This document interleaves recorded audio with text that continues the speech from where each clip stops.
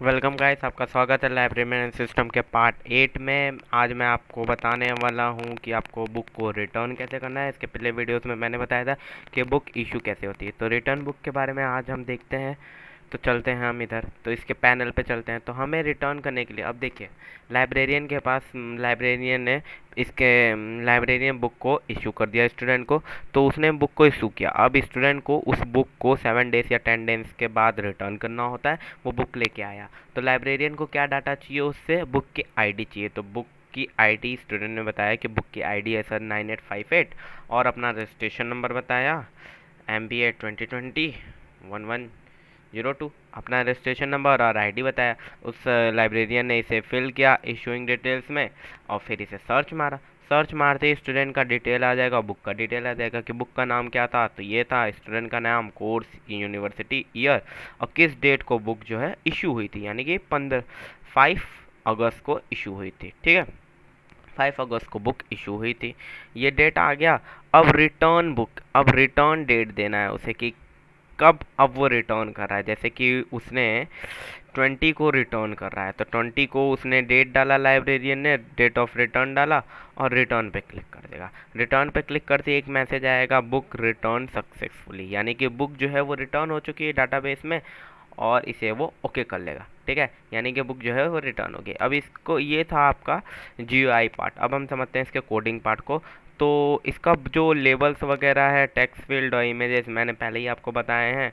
पिछले वीडियोस में मैंने डेट चूज़र के भी बारे में बताया, तो इस वीडियोस में ज़्यादा कोडिंग के पार्ट समझने के तो है नहीं। जैसे पिछले इशू बुक वाला था बिल्कुल वैसा ही है, ये बिल्कुल सेम टू सेम है।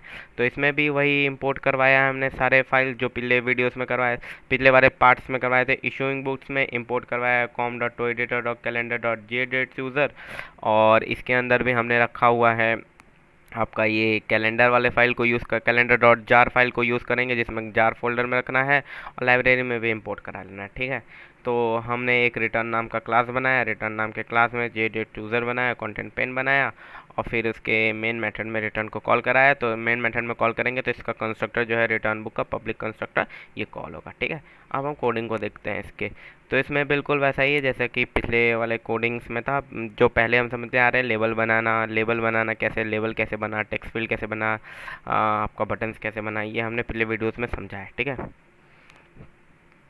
तो इसमें भी बिल्कुल वैसे ही है। इसमें हमने एक सर्च बार दे दिया। पिछले वाले इशू बुक में क्या था कि हम बुक के डिटेल्स को अलग सर्च करते थे, स्टूडेंट के डिटेल्स को अलग, क्योंकि वहाँ पे दोनों अलग अलग थे। लेकिन यहाँ पे जो है बुक का डिटेल और स्टूडेंट का डिटेल एक ही है, क्योंकि जो बुक है वो बंदे के पास है, इस स्टूडेंट के पास है, तो दोनों का डिटेल्स एक ही रखा हुआ है। सर्च करते ही हमारे पास डाटाबेस से, यानी कि इशू डिटेल जो हम सेव किए थे डाटाबेस बना के, वहाँ से ये सारा उठा के आ रहा है।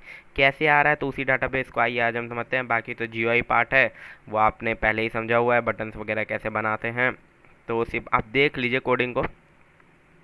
हाँ, और अगर आपको डाटाबेस नहीं समझ में आता तो मैंने पार्ट 6 और पार्ट 5 में कनेक्ट करवाना माई सिक्वल से, और पार्ट 6 में मैंने वैम में कैसे क्रिएट करते हैं टेबल और डाटाबेस, ये मैंने बताया। आप उसे ज़रूर देखिए पहले, फिर आपको ये समझ में आ जाएगा डाटाबेस से कैसे खेल रहे हैं हम। ठीक है, अब आते हैं एक्शन परफॉर्म। एक्शन परफॉर्म क्या होता है कि जब किसी भी बटन में एक्शन लिस्टनर कॉल होता है तो इसके पास जाता है एक्शन परफॉर्म।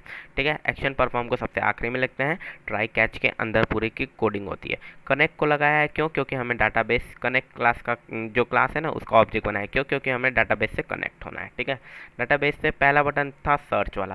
सर्च किया यानी कि हमने उठाया कहाँ से? इशू बुक से, जहाँ पे हमने बुक की आईडी और रजिस्ट्रेशन नंबर को स्टूडेंट का मैच करवा के ये सारा डाटा, बुक का नाम, स्टूडेंट का नाम, course, year, university, date of issue, ये सारा डाटा जो है उठाया है यहाँ से। कहाँ से? इशू बुक नाम के टेबल से। ठीक है, डाटाबेस से। ठीक है, ये सब हो गया।